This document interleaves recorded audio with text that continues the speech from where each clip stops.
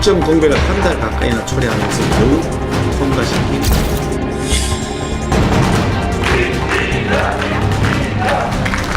무거운 책임감을 느낍니다. 우리 울산 정말 잘 사는 도시, 행복한 도시 만들 수 있도록 제가 가진 모든 역량을 쏟아붓겠습니다.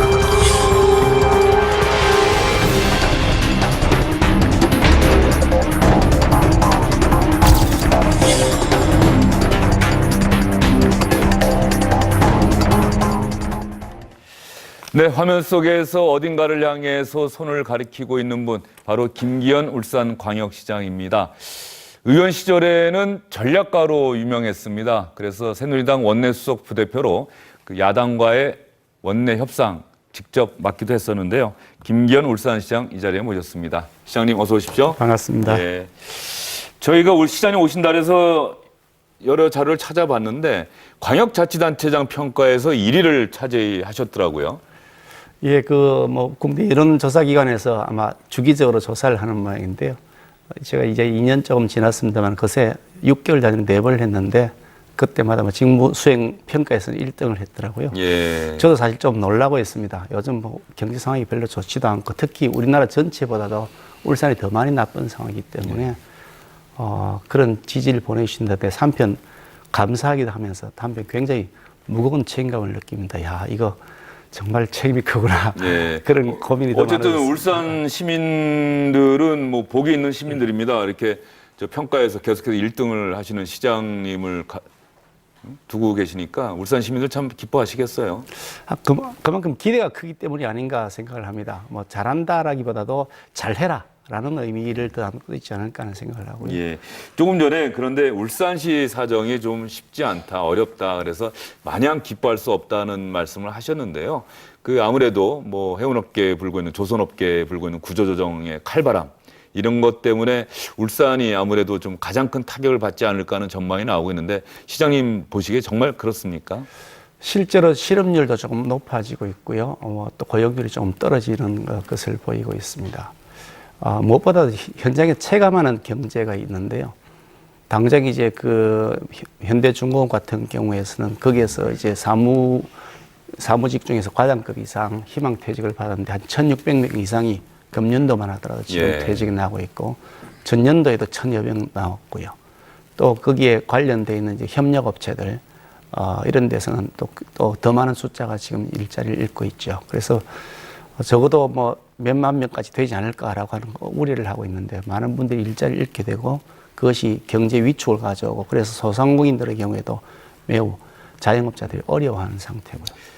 시장님은 판사, 그다음에 국회의원, 울산시장 이렇게 상당히 다양한 직업을 갖고 계십니다.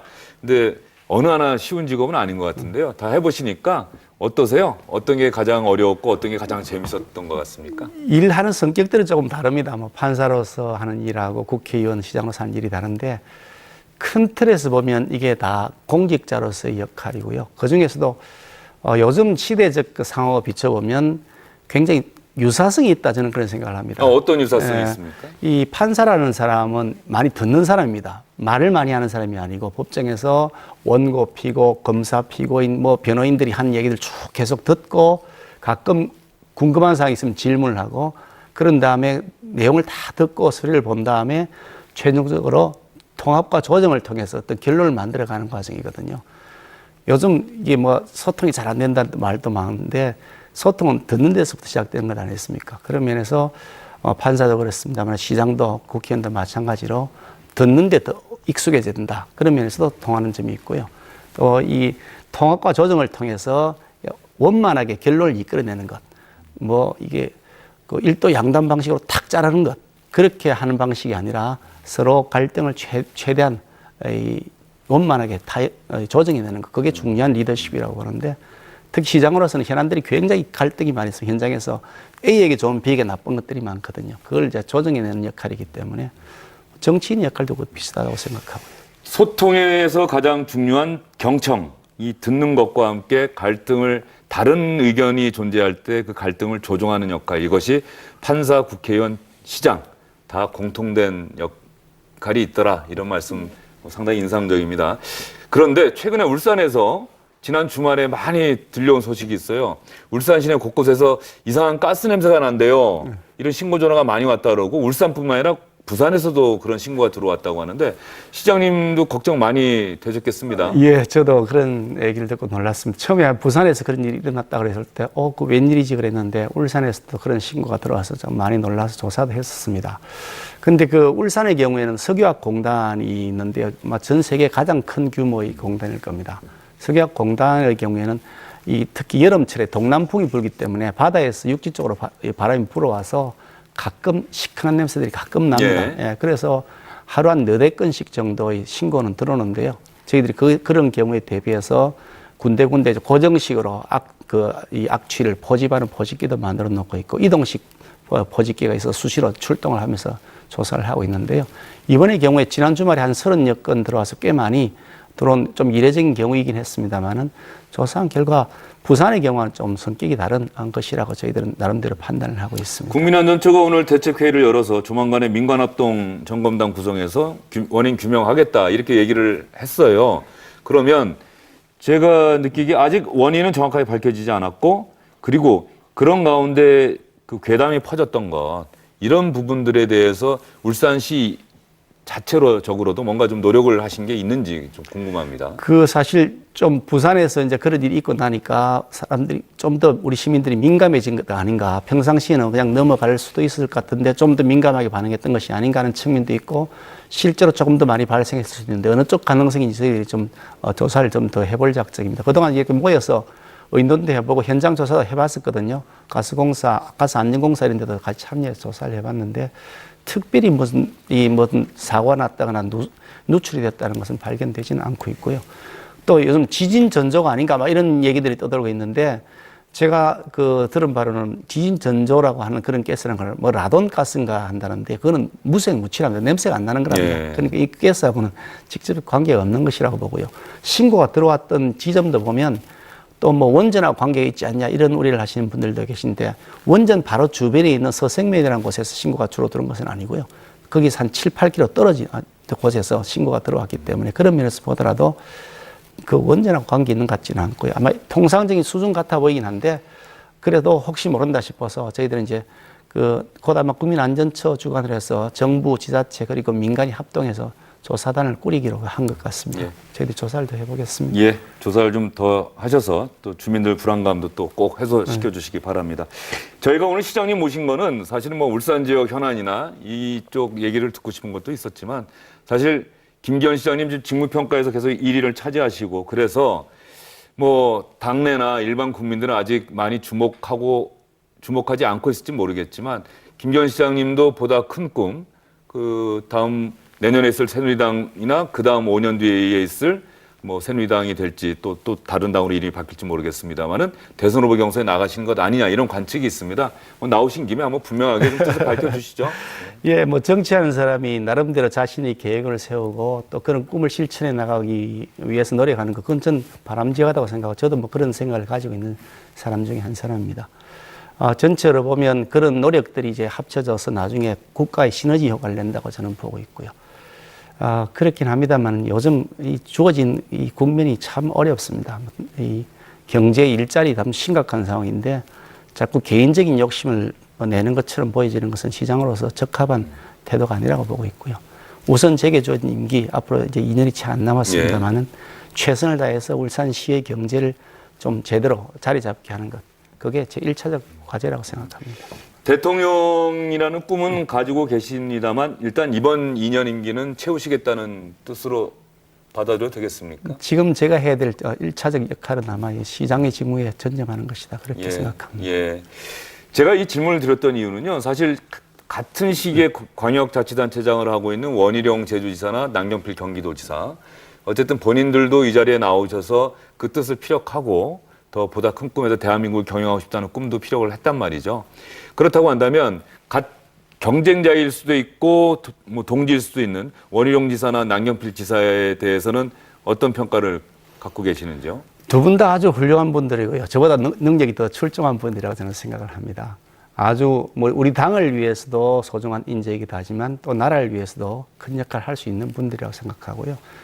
이제 그 어느 당도 마찬가지고 나라도 마찬가지라고 보는데 여러 명의 사람들이 나와서 선의의 경쟁을 하면서 그 경쟁 과정을 통해서 국민의 선택을 받고 그렇게 선택을 받은 사람이 나중에 최종적인 결론을 얻을 때까지 또 경쟁했던 사람들은 도와주고 이런 형태의 정치의 이 구조가 선순환 구조가 만들어져야 된다는 생각을 하거든요. 그런 좋은 분들이 다 함께 참여해서 우리 당도 좀 건전한 보수 세력으로서 국민들이 사랑받는 그런 정당이 될 수 있도록 좀 리모델링 할 수 있어야 안 되겠냐. 좋은, 우리 어찌 보면 저 같은, 같은 역할을 하는 동력자로 생각합니다. 새누리당 전당대회가 그런 리모델링에 아주 좋은 계기가 될 수 있을 텐데 지금 보시기에 지금 나온 차기 당대표 주자들 뭐 어떻게 평가하시는지요? 그리고 또 하나 궁금한 거는 김문수 전 지사가 도전한다는 데 대해서 개인적으로 어떤 생각을 갖고 계신지 참 궁금합니다. 우선 뭐 김문수 전 지사 같은 경우는 아직 뭐 본인 의사를 밝히지 않았던 상태고요. 제가 뭐 들은 바로는 아직 뭐 불출마 쪽으로 많이 기울 것 같다 뭐 그런 기사도 있는 것 같던데 아직 뭐 본인 의사를 밝히지 않고 있는 상태에서 가타부타 말씀드리는 것은 사람에 대한 예의는 아닌 것 같고요. 이제 우리 당 뭐 대선 후보가 없다 그러시면서 많은 분들이 걱정을 하는데 한편 일리 있다고 생각합니다. 그런데 어찌 보면 새로운 인물의 등장은 갑작스럽게 나타나기도 하지만 준비되어 있으면서도 앞으로 잘 안 보였던 분들이 또 이 진주처럼 나타날 것이기 때문에요. 저희들은 그 건전한 보수 세력을 지지하는 많은 계층들로 또 사랑받는 그런 대선 후보를 꼭 만들어내야 되고 또 할 수 있다고 저는 믿고 있습니다. 예. 의원님 정치하실 때 국회의원 시절에 사실 친박으로는 분류가 안 되셨죠? 예, 그렇습니다. 예, 이른바 비박 진영에 계셨는데 재미있는 게요. 제가 그 취재를 할 때 가만히 기억을 되돌려 보니까 최경환 원내대표 시절에 원내수석 하신 것 아닙니까? 그때 정책위원회 의장을 하면서 예. 러닝메이트로 나왔죠. 그렇죠. 최경환 전 부총리가 정책위 의장으로 원내대표로 나오고 저는 정책위 의장. 저희들은 이제 러닝메이트로 해서 예. 한 조를 이루어서 선거를 하니까요. 그때 러닝메이트였던 거죠. 예. 그때 최경환 의원하고 함께 일하면서 그런 느낌 받으셨어요? 아, 이분이 정말 실세구나, 정말 힘이 세구나 이런 느낌 받으셨습니까? 실세인 것은 부인할 수 없는 거 아닌가요? 그걸 뭐 부인한다는 것은 안 맞는 것 같고요. 실세였던 분도 맞고 굉장히 또 역할도 있었던 분이 맞고요. 또 저는 정책위원회 의장을 맡아 있었기 때문에 그 정무적인 일은 원내대표가 하지만 정책의 조율 같은 것은 제가 다 했으니까 저는 전 나름대로의 독자적 판단에 따라서 제 일을 한 것이니까 뭐 그게 뭐 특별히 문제가 되고 그러지는 않았죠. 최근에 최경환 의원과 함께 윤상현 의원도 들어가 있는 녹취록이 공개가 되면서 총선 공천 과정에서 친박에 계신 분들이 대통령의 뜻이라면서 공천을 좌지우지했던 것 아니냐 이런 지적이 나왔습니다.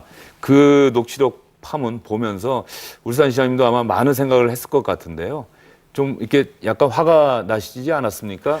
그 사실 저는 녹취록 전체를 다 본 것이 아니고 보도된 거 외에는 제가 보질 못해서 뭐 이 원래 발언의 전체를 보지 않고 중간을 잘라버리면 정확한 문맥이 연결이 안 될 수가 있어서 뭐 이 단정적으로 말씀드리기는 어렵습니다만은 보도된 내용을 기초해서 본다면 하여간 좀 고약한 것 같다 그런 생각이 좀 들고요. 대통령께서 직접 그렇게 지시했을 것이라 저는 믿지 않고 또 믿고 싶지도 않고 그러지도 않을 거라고 생각합니다. 결국 그런 형태로 해서 이게 뭐 공천에 좀 다른 분들이 보기에는 이해가 안 되는 그런 개입을 하는 일들은 앞으로는 이제 더 이상 반복이 안 되지 않겠냐 생각합니다. 근데 공천 과정 때마다 사실 이런 일이 반복되는 걸 보면 공천이 정말 이 정치권에 있어서는 가장 중요한 일이어서 그랬던 것 같아요. 사실 2008년 총선 때에도 그 당시 또 친박 진영에서 어떤 그런 불만의 목소리들이 많이 나오지 않았습니까? 친이계가 좌지우지한다. 저는 사실 제가 국회의원 3선을 하고 이제 시장으로서 다시 네 번의 선거를 치렀습니다만은 처음 국회의원 들어올 때도 그 누가 공천 준 것이 아니고 제가 경선에서 이겨가지고 공천을 획득한 거죠, 제가. 아마 그 당시 한나라당인데 한나라당 역사상 처음으로 국민 경선이란 당원과 국민이 참여한 경선을 통해서 후보가 된 사람이어서 뭐 그런 경험을 한 적이 없으나 두 번째, 세 번째 나올 때도 저 외에는 다른 공천 신청한 사람 자체가 없었고요.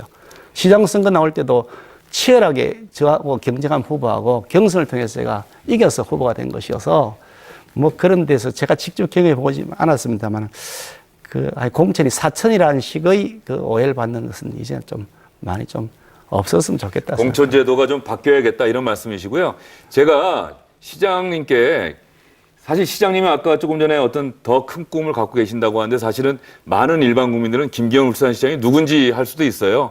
아주 짧게 한 20초 정도 시장님이 그런 낮은 인지도를 극복하기 위해서는 어떤 일을 앞으로 해나가겠다 이런 얘기를 한번 좀 해주시죠. 보통 그런 질문들 많이 하시는데요.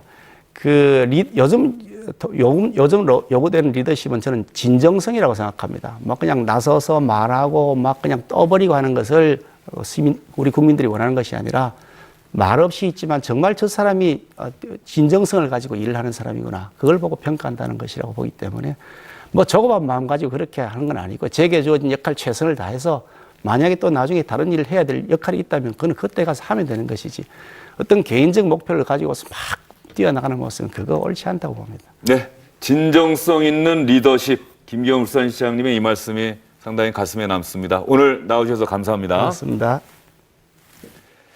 3시 뉴스 브리핑 오늘 순서는 여기서 마무리하겠습니다. 내일 오후 3시에 다시 찾아뵙겠습니다. 시청해주신 여러분 고맙습니다.